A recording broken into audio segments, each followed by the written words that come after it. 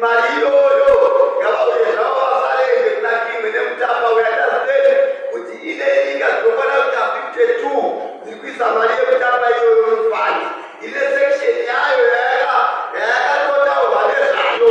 Saka inini handidi kuvapa mhosva kuti makazviitirei, asi nongoda kuti ndaichidzoka kumwine wayo nekuti mwine wayo riripo uye masignatories anofana kunge aripo, anenge ari masignatories akumutamba.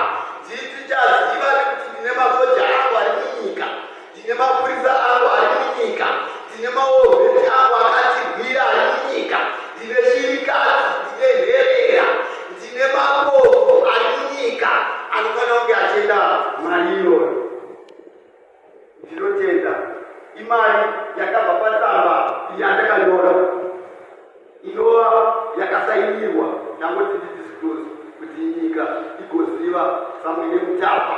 Ndinoda kutenda nhaka ndichitenda vana vangu majenari